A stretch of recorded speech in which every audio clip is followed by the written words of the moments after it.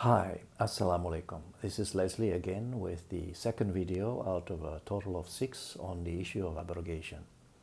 Now, perhaps I could begin by briefly recapping what I have said in a previous video.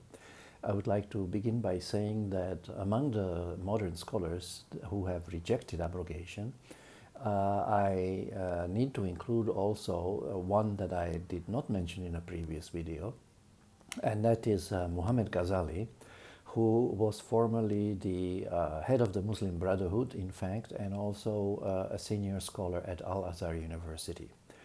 He rejected the doctrine of abrogation in very strong terms, and this may be found on the internet and also in my papers, which are available on the subject of abrogation in academia and elsewhere as well.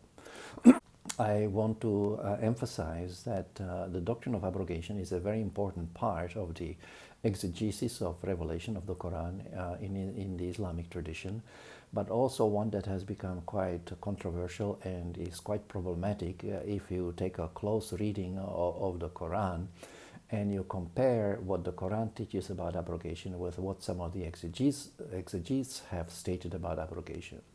We find that there's a gap, and this gap needs to be bridged somehow, one way or another. So now, what does this gap consist of? You see, many of the classical scholars subscribe to the view that abrogation does happen in different ways, and but the problem with this view is that the Quran does not provide any support for this perception. Let's start with verse 106 in chapter number 2, which has been traditionally used as showing that there is a basis for abrogation in Islam. Verse 106 in chapter 2, Al-Baqarah says that, I sort of paraphrase as closely as I can to the original. It says that none of our signs, ayah, how do I put it? I use the Arabic word Naskh, unless we replace it or them with something similar or something better. End of the translation.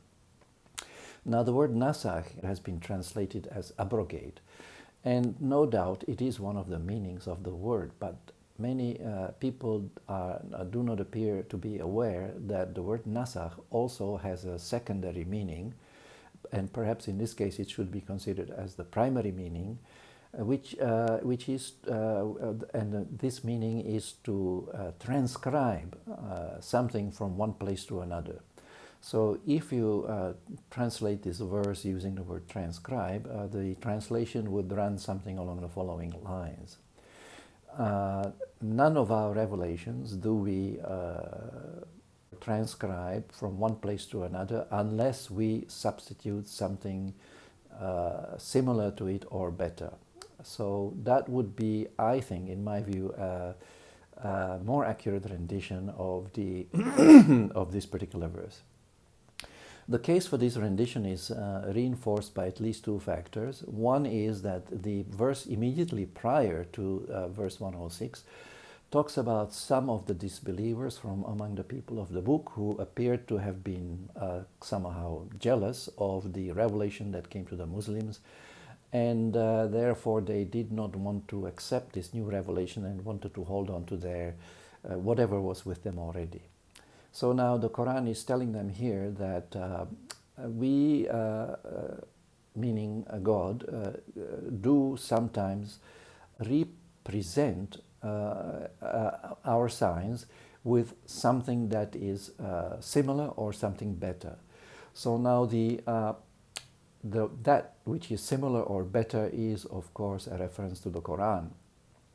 So now on this reading, the verse 106 in chapter number 2 does not actually abrogate the previous revelations. It merely, so to speak, transcribes them into a new form, or upgrades them, if you like.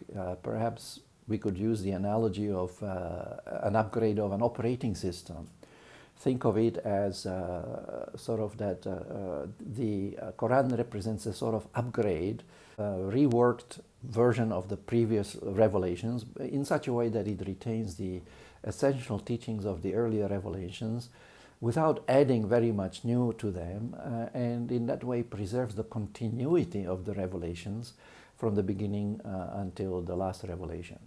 So that would be one factor to consider when looking at this verse, that the word Naskh in Arabic, which is normally translated as abrogate, actually can be and should be translated as transcribe, which is another meaning of the word Naskh in Arabic. Now, the other factor which supports the view that the Quran does not actually abrogate the previous revelations is the occurrence of a great deal of evidence in the Quran that in fact indicates that the Quran presents itself as an extension, a continuation, and an affirmation or confirmation of the previous revelations. Now, for this, you can find up to 20 verses in the Quran, as I mentioned in a previous video, I believe, all of which say in one form or another that the Quran actually confirms rather than abrogates the previous revelations. In 10 of those verses, the terms Torah and the Injil, meaning the Torah and the Gospel, these terms are mentioned side by side, as I mentioned, in 10 verses. In the remaining 10 verses, the expression used to refer to the previous revelations is the Arabic lima bayna yaday, which means literally that which is between your hands, but in fact it means that which is with you already.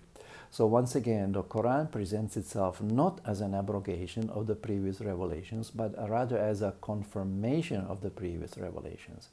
Now, I should also add that the Quran also presents itself as, in addition to presenting itself as a confirmation of the previous revelations, it is also very clear to any careful reader of the Quran that the Quran also makes certain corrections to the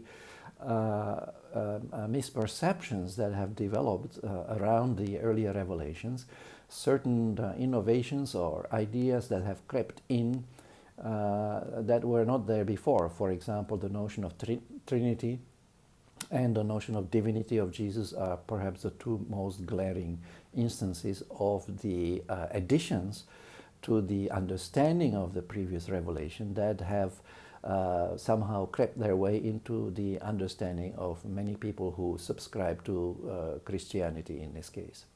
So, in other words, we should not confuse the previous revelation with the written records of that revelation. The previous revelation is uncorrupted, but the written records of those previous revelations appear to have been tampered with. So the Quran in some ways provides both. It provides a confirmation of the basic truth of the previous revelations, and also it provides a correction to some of the misconceptions that have crept in for various reasons over the years. So now, coming back to the concept of abrogation, the other issue we need to look at is the role that this theory of abrogation plays in international relations today, especially in the interfaith relations, the relations between the Muslims on the one hand and the people of the book on the other.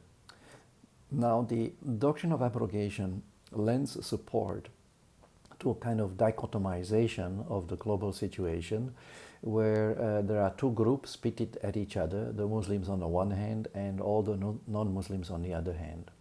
Now, this is a highly misleading representation of the condition that prevails among humanity. The Quran presents the condition prevailing among the people in the world as a relationship between those with knowledge and those without knowledge. So now those with knowledge, the Muslims in this case, are not necessarily at war with the rest of the world unless they are attacked first, and there are other conditions that have to be met before the Muslims are permitted and indeed obliged to defend themselves. But that's perhaps a topic for another occasion. I would just like to highlight the fact that unfortunately the doctrine of abrogation lends support to this notion of a clash of civilization, and in that way contributes to heightening rather than reducing tensions between the Muslim world and the rest of the world.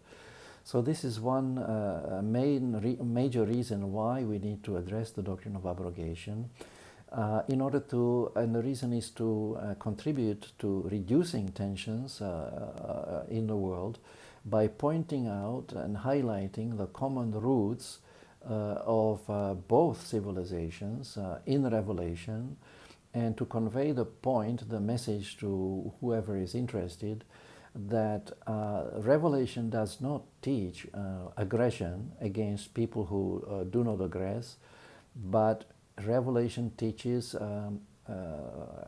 teaching people the truth and helping people to gain knowledge where they don't have knowledge, so that they may live together in peace and in harmony, based on a sort of shared understanding of destiny and of revelation. And I think rejecting the doctrine of abrogation on the grounds that I have mentioned, and perhaps we will explore in further detail in the later videos, should help to contribute to that peaceful conflict resolution that currently, unfortunately, we are seeing in so many different parts of the world. So I think with that I would like to conclude this particular video, and I look forward to seeing you again in the next video. Until then, Assalamu alaikum wa rahmatullahi wa barakatuh.